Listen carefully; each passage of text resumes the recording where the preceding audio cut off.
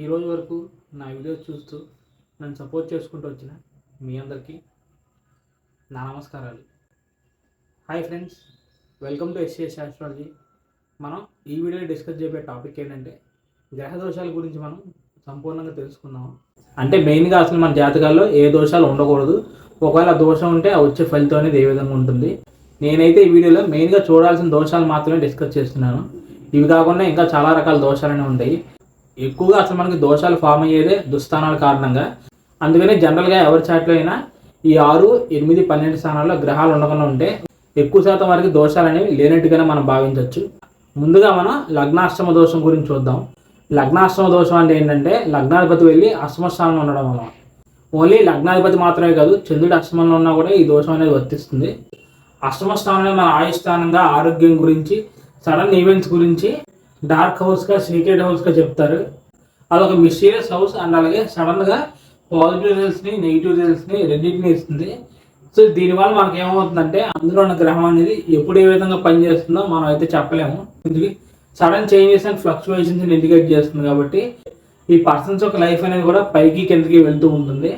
స్థిరమైన జీవితం అనేది ఉండదు. చంద్రగ్రహం కనుక ఉన్నట్టయితే వాళ్ళు మానసికంగా ఆలోచించే విధానంలో కూడా ఈ విధంగానే చేంజెస్ అండ్ ఫ్లక్చువేషన్స్ అనేవి ఉంటాయి అన్నమాట. సో ఈ విధంగా స్టెబిలిటీ లేని హౌస్గా 8,000 తీసుకుంటాం. కాబట్టి ఇందులో లగ్నాధిపతి కానీ చంద్రుడు కానీ ఉన్నట్లయితే ఆ పర్సన్స్ అనేవాళ్ళు ఒక స్టేబుల్గా నిర్ణయాలు తీసుకోలేరు, అలాగే స్టడీ అండ్ స్టేబుల్ పొజిషన్ వాళ్ళు ఎదగలేరు. అందుకనే దీన్ని మనం లగ్నాష్టమ దోషంగా చెప్తాము. ఇక తర్వాత దోషం ఏంటంటే షష్టాష్టక దోషం అన్నమాట. సో పేర్లోనే ఉంది కదా, షష్ట అష్టకం అంటే మన చాట్లో గ్రహాలు అనేవి ఒక గ్రహం నుంచి ఇంకో గ్రహం 6వ స్థానంలో కానీ 8వ స్థానంలో కానీ ఉన్నట్లయితే ఆ 2 గ్రహాలు షష్టాష్టకాలు ఉన్నాయి అనేది చెప్తూ ఉంటారు. జనరల్గా ఈ దోషం అనేది సహజంగా శుభత్వం పొందిన గ్రహాలకు వర్తించదు. అంటే గురువు కానీ, శుక్రుడు కానీ, పూర్ణచంద్రుడి కానీ, అలాగే పాపగ్రహాలతో కలవని బుధుడు కానీ, వీళ్ళు షష్టాష్టకాలు ఉన్న పెద్ద ఇబ్బంది లేదు. కానీ సహజంగా పాపగ్రహాలు ఉంటారు కదా, అంటే ఎక్కువగా కుజ రాహువులు కానీ, శని రాహువులు కానీ, శనికేతువులు కానీ, కుజకేతువులు కానీ, ఈ విధంగా కుజ శనులకి, రాహుకేతులకి ఈ దోషం అనేది ఎక్కువగా వర్తిస్తుంది. దీన్ని మనం అసలు ఎందుకు దోషంగా తీసుకోవాలి అంటే ఎప్పుడైతే 2 గ్రహాలు ఒకదానికొకటి 6వ స్థానంలో 8వ స్థానంలో ప్లేస్ అవుతాయో, అంటే ఫర్ ఎగ్జాంపుల్గా మేషంలో శని కనుక ఉన్నట్లయితే 6వ స్థానంలో రాహు ఉంటే అప్పుడు ఈ శని రాహులు షష్టాష్టకంలో ఉన్నారు అనేది చెప్పొచ్చు. ఈ విధంగా కనుక కాంబినేషన్స్ ఉంటే ఏమవుతుందంటే ఆ 2 గ్రహాల మధ్య డిగ్రీలు అనేవి ఉంటాయి కదా, వెస్ట్రన్ ఆస్ట్రాలజీ ప్రకారం ఆ డిగ్రీస్ అనేవి ఫామ్ అవ్వకూడదు.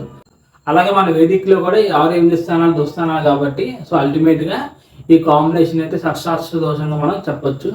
ఇందాక చెప్పిన విధంగానే ఎప్పుడైతే 2 పాపగ్రహాలు ఈ దోషంలో కనుక ఉన్నట్లయితే ఆ 2 పాపగ్రహాలకు దశలను వచ్చినప్పుడే మనకి అది యాక్టివేషన్లోకి వచ్చి నెగిటివ్గా ప్రాబ్లమ్స్ అండ్ ఇష్యూస్ని తీసుకొస్తుంది అనమాట.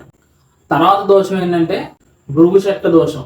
అంటే శుక్రగ్రహం వెళ్ళి ఎవరికైనా 6వ స్థానంలో ఉన్నట్లయితే దాన్ని మనం భృగుషట్క దోషంగా చెప్తాం.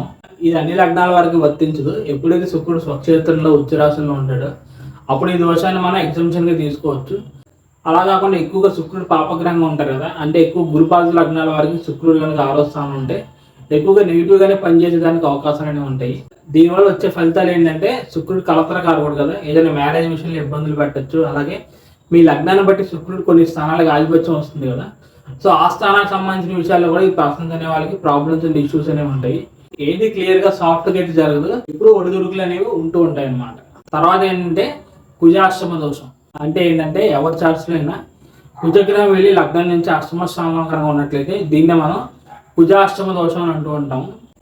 డిఫాల్ట్గానే 8వ స్థానమే ఒక దుస్థానం, అందులోని కుజగ్రహం కూడా సహజంగా పాపత్వం పొందిన గ్రహం. ఇటువంటి దుస్థానాలు ఇప్పుడు సహజంగా పాపగ్రహమైన కుజుడు కనుక ఉన్నట్లయితే ఆయన ఇంకా ఇబ్బంది పెట్టేదానికి అవకాశాలైనా ఉంటాయి. ఈ కుజగ్రహం వేగాన్ని, ఆ మనలో ఉండే ఆవేశాన్ని, కోపాన్ని వీటన్నింటిని ఇండికేట్ చేస్తాడు. ఇంకా 8th హౌస్ అనేది సడన్గా వచ్చే విషయాన్ని గురించి చెప్తుంది. కాబట్టి దీని కారణంగా ఏమవుతుందంటే తరచుగా ఎక్కువగా ఏదైనా యాక్సిడెంట్స్ అవ్వడం కానీ, ఏదో ఒక రకంగా శరీరాలకు గాయాలు అవ్వడం కానీ, ఏదైనా సర్జరీస్ అవ్వడం కానీ, అలాగే 8వ స్థానంలో కుజగ్రహం ఉంటే దీనికి కుజాష్టమ దోషం మాత్రమే కాదు, కుజ దోషంగా కూడా చెప్తూ ఉంటారు. కాబట్టి మ్యారేజ్ కూడా ఇది అంత మంచి విషయం అయితే కాదు. ప్రధానంగా ఆడవారికి 8వ స్థానాన్ని మాంగళ్య స్థానంగా చెప్తాం. కాబట్టి వారికి కనుక ఈ కాంబినేషన్ కనుక ఉన్నట్లయితే ఆ దాంపత్య జీవితం అనేది ప్రశాంతంగా ఉండదు. అనుకోని కారణాల వల్ల వాళ్ళ మ్యారేజ్ లైఫ్లో ఏదో ఒక ప్రాబ్లమ్స్ అండ్ ఇష్యూస్ అనేవి ఉంటాయి. ఈ 8th హౌస్ అనేది అత్తగారింటి గురించి కూడా చెప్తుంది. కాబట్టి ఒకవేళ ఫర్ ఎగ్జాంపుల్గా హస్బెండ్తో రిలేషన్స్ బాగానే ఉన్నప్పటికీ ఆ ఫ్యామిలీ వాళ్ళ వల్ల మీ మ్యారేజ్ లైఫ్ అనేది ఎఫెక్ట్ అవ్వడం, దానివల్ల లేనిపోయిన ప్రాబ్లమ్స్ అండ్ ఇష్యూస్ అనేవి రావడం, ఈ విధంగా నెగిటివ్ ఫలితాలను అయితే ఇస్తాడు. అందుకనే ఫైనల్గా మీది గురుపాద లగ్నం అయినప్పటికీ అష్టమంలో కుజగ్రహం ఉండడం అనేది అంత మంచి విషయం అయితే కాదు. ఆయన ఒకవేళ ఏదైనా స్వక్షేత్రాల్లో ఉచ్చరాశులు ఉంటే అది వేరే విషయం. అలా కాకుండా నార్మల్ కాంబినేషన్స్ అయితే అదంత మంచిది కాదనమాట. ఇక తర్వాత డిస్కస్ చేసే దోషం ఏంటంటే షడరిప్ప చంద్రగ్రహ దోషం. అంటే దీని అర్థం ఏంటంటే మన D1 చార్ట్లో చంద్రగ్రహం ఎప్పుడైతే ఏదైనా 6వ స్థానంలో కానీ 12వ స్థానంలో కానీ ఉన్నప్పుడు ఈ దోషం అనేది ఫామ్ అవుతుంది. మనం ఆల్రెడీ స్టార్టింగ్లోనే చంద్రగ్రహం అష్టమ స్థానంలో ఉంటే దాన్ని లగ్న అష్టమ దోషంగా చెప్పాం కదా. ఇప్పుడు అష్టమ స్థానాన్ని మినహాయించి ఈ 6, 12 స్థానాలు అనమాట. అంటే దీన్ని బట్టి మనం ఏం అర్థం చేసుకోవచ్చు అంటే దుస్థానంలో చంద్రగ్రహం అసలు ఉండకూడదని మనకు అర్థమైంది. ఇక ఎందుకు చంద్రగ్రహం 6, 12లో ఉండకూడదంటే ఈ 6వ స్థానాన్ని దుస్థానంగా సర్వీస్ రిలేటెడ్ హౌస్గా, అలాగే శత్రు రోగ రోగస్థానంగా చెప్తాము. ఇటువంటి స్థానాల్లో ఇప్పుడు బలమైన గ్రహం అనేది ఉండాలి. అలాగే స్త్రీతత్వానికి సంబంధించిన లక్షణాలన్నీ చంద్రుల్లో ఉంటాయి. ఇప్పుడు ఇటువంటి సెన్సిటివ్ అండ్ ఎమోషనల్ ప్లానెట్ వెళ్ళి 6th హౌస్ లో ఉంటుందో ఈ పర్సన్స్ అనే వాళ్ళకి ఏదైనా డైలీ వాళ్ళు చేసే సర్వీస్ విషయంలో బాగా ఇబ్బందులు రావడం కానీ, లేకపోతే శత్రు బాధలు రావడం కానీ, డే టు డే లైఫ్ లో మనకు కాంపిటీషన్ అనేది ఉంటుంది కదా, ఆ కాంపిటీషన్ వీళ్ళు ఎక్కువగా రాణించలేకపోవడం, దీని కారణంగా మానసికంగా ఎక్కువగా విపరీతంగా స్ట్రెస్ అండ్ డిప్రెషన్ లోకి వెళ్ళిపోవడం. ఈ విధంగా 6వ స్థానంలో కాకుండా ఒకవేళ 12వ స్థానంలో కనుగొన్నట్లయితే ఉన్న దుస్థానంలో అన్నిటికన్నా ఎక్కువ నెగిటివ్ ఎనర్జీ కలిగిన స్థానమే 12వ స్థానం. ఎప్పుడైతే మనోకారకుడు వెళ్ళి 12వ స్థానంలో ఉంటారో వీళ్ళకి లేనిపోయి నెగిటివ్ థింకింగ్ అనేది క్రియేట్ అవుతుంది. అంటే ఆలోచించే విధానమే నెగిటివ్గా ఉండొచ్చు. వీళ్ళు చేసే ప్రతి విషయంలో కానీ ప్రతి పనిలో కానీ పాజిటివిటీ అనేది ఎక్కువ ఉన్నా వీళ్ళు కావాలని ముందుగా దానిలో నెగిటివ్ తీసుకుని ఆ పని అనేది చేయకపోవడం, దాని కారణంగా దానివల్ల నష్టాలు కలగడం, అందరికీ దూరంగా ఉండడం, ఒంటరిగా ఉండడం కానీ, లేకపోతే ఒక ఇంట్రోవర్ట్ నేచర్ అంటూ ఉంటారు కదా, సో ఆ విధంగా ఈ పర్సన్స్ అనే వాళ్ళు ఉండడం. ఒకవేళ ఇంకా పాపగ్రహాల ప్రభావం కనుగొన్నట్లయితే లేనిపోయిన బ్యాడ్ హ్యాబిట్స్ కి సుఖాలకు కూడా బానిస చేయడానికి అవకాశాలు ఉంటాయి అన్నమాట.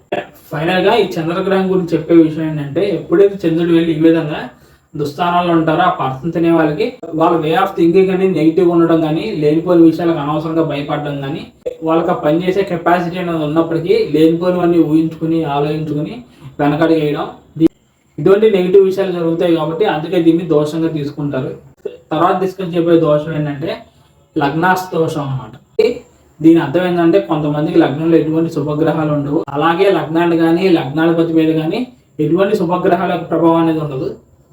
అసలు ఎందుకు మనం ఈ విషయాన్ని దోషంగా తీసుకోవాలంటే మనం ఏ పని చేయాలన్నా అన్నిటికన్నా ముఖ్యమైన హౌస్ ఏంటంటే లగ్నస్థానం కదా. ఏదైనా మొదలయ్యే లగ్నంతోనే మొదలవుతుంది. లగ్నం అంటేనే మనం ఎప్పుడైతే ఇటువంటి స్థానంలో ఎటువంటి శుభులు లేకుండా శుభగ్రహాల కనెక్షన్ లేకుండా కనుకున్నట్లయితే ఆ పర్సన్స్ అనే వాళ్ళు ప్రతి విషయాన్ని సొంతంగా వాళ్ళకు వాళ్ళే కింద పడి పైన పడి సాధించుకోవాల్సిన పరిస్థితులు అనేవి ఎదురవుతాయి. ఎవరి నుంచి ఎటువంటి సహకారం అనేది లభించదు. ఎక్కువగా వారి జీవితంలో సుఖపడడం కన్నా కష్టపడడం ఎక్కువ ఉంటుంది. ఈ విధంగా లగ్నం మీద శుభుల ప్రభావం లేకపోయినా లగ్నాధిపతి కనుక సరిగ్గా ఉంటే ఈ దోషం అనేది వర్తించదు. ఇక చివరిగా చెప్పబోయే దోషం ఏంటంటే కర్తరీ దోషం. అంటే ఫర్ ఎగ్జాంపుల్కి ఇప్పుడు మేష లగ్నాన్ని తీసుకుంటే మీనంలో కానీ వృషభంలో కానీ ఈ మేష లగ్నానికి పాపగ్రహాలు కనుక ఉన్నట్లయితే అంటే 2 స్థానాల్లోనే ఉండాలి. అప్పుడు దీన్నే మనం ఏం చెప్తామంటే కర్తరీ దోషంగా చెప్తూ ఉంటాము. ఇదే రకమైన సిమిలర్ దోషాన్ని మనం శుక్రుడికి కానీ సప్తమాధిపతి మీద కూడా అప్లై చేస్తూ ఉంటాము. దాన్ని మనం పాపార్కలా ఉంటూ ఉంటాము. ఆ సందర్భంలో మనం ఏం చెప్తాం, సప్తమాధిపతి అలాగే కలత్రకారకుడు అయిన శుక్రుడు పాపార్కలంలో ఉన్నాడు కాబట్టి వీళ్ళు మ్యారేజ్ లేకపోయినా బాగా డిఫికల్టీస్ అండ్ ప్రాబ్లమ్స్ అనేవి వచ్చేదానికి అవకాశాలు ఉంటాయి. అంటే మ్యారేజ్ అవ్వడానికి చాలా కష్టంగా ఉండొచ్చు, లేకపోతే మ్యారేజ్ అయిన తర్వాత అనుకోని విధంగా ప్రాబ్లమ్స్ అండ్ ఇష్యూస్ అనేవి ఉండొచ్చు. ఈ విధంగా చెప్తాం కదా. ఇప్పుడు అదే విధంగా ఎప్పుడైతే లగ్నానికి ఈ విధంగా కర్తరీ దోషం అనేది ఫామ్ అయిందో అక్కడ ఓన్లీ మ్యారేజ్ ఒకటే, కానీ ఇక టోటల్ లైఫ్ ఆ విధంగా ఉండేదానికి అవకాశాలు ఉంటాయి. దీన్ని ఒక ముక్కలో చెప్పాలంటే ఈ దోషం కారణంగా వాళ్ళకి ఏమవుతుందంటే వాళ్ళ జీవితంలో సెటిల్మెంట్ అనేది అంత తొందరగా అసలు అవ్వలేరు అనమాట. వాళ్ళు ఎంత కష్టపడినప్పటికీ ఎంత ప్రయత్నం చేసినప్పటికీ వ్యక్తిగతంగా కానీ ఫైనాన్షియల్గా కానీ ఒక స్టేబుల్ పొజిషన్ అనేది అచీవ్ చేయడం చాలా కష్టంగా మారిపోతుంది. కుటుంబ బాధ్యతలు అవ్వచ్చు, ఆర్థికంగా భారాలు అవ్వచ్చు, కారణాలు అనేవి ఏమైనప్పటికీ వ్యక్తిగతంగా కానీ మానసికంగా కానీ వాళ్ళకి ఎప్పుడు ప్రశాంతత అనేది ఉండదు. ఒకవేళ ప్రశాంతంగా స్టేబుల్గా ఉన్నప్పటికీ అది ఎన్నో రోజులు ఉండదు. వాళ్ళకి వచ్చే ప్రతి మంచి ఫలితం టెంపరీగానే వస్తుంది. తర్వాత మళ్ళీ అది బ్రేక్ అయిపోవడం, తర్వాత ఇంకో దాన్ని వెతుక్కోవడం, ఈ విధంగా వాళ్ళ లైఫ్ అనేది ఉండేదానికి అవకాశాలు ఉంటాయి. కాబట్టి అందుకని ఈ కర్తరీ దోషం అనేది కూడా ఎవరి చర్చలో ఉండకూడదు అనేది చెప్తూ ఉంటారు. నేనైతే థియరిటికల్ గా మాత్రం ఈ దోషాన్ని తీసుకుని డిస్కస్ చేయడం జరిగింది. ఇంకా మనం ప్రాక్టికల్ గా చూడాల్సిన విషయాలు చాలా ఉంటాయి. అంటే ఒక్కోసారి ఏమవుతుందంటే ఈ దోషాలు అనేవి లేనప్పటికీ ఒక్కోసారి గ్రహాలు నీచిపడడం కానీ వక్రత్వం పొందడం వల్ల కానీ సూర్యగ్రహంతో అసంగతం పొందినా కూడా మనకి ఇటువంటి దోషానికి సంబంధించిన ఫలితాలే మనకు వస్తాయి. సో అందుకని నేను ఎప్పుడు చెప్పే విషయం ఏంటంటే కంప్లీట్ చార్ట్ అనాలిసిస్ అనేది చేయాలి అని చెప్తూ ఉంటాను. కేవలం ఒక దోషం ఉంది కదా అని చెప్పాను ఖచ్చితంగా ఈ ఫలితం దోషం వస్తుందని మనం చెప్పకూడదు. సో ఇది ఫ్రెండ్స్ నా వీడియో అనేది గ్రహ దోషాలు అనే కాన్సెప్ట్ గురించి. నేనైతే ఇందులో డిస్కస్ చేసిన దోషాల గురించి మీకు సంపూర్ణంగా అర్థమయ్యేలాగా చెప్పానని భావిస్తాను. అలాగే మీలో ఎవరికైనా ఈ దోషాలు కనుక్కున్నట్లయితే మీ ఎక్స్పీరియన్స్ని షేర్ చేయండి. అలాగే నేను చెప్పిన పాయింట్స్ అనేవి మీకు ఎంతవరకు మ్యాచ్ అయినాయో అనే విషయాన్ని కూడా తెలియజేయండి. So thank you friends, thank you for watching my video and thank you so much for at.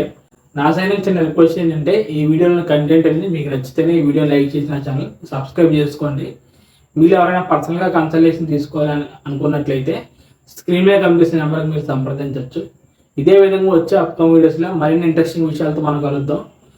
అప్పటి వరకు bye friends, see very soon and Jai Hind.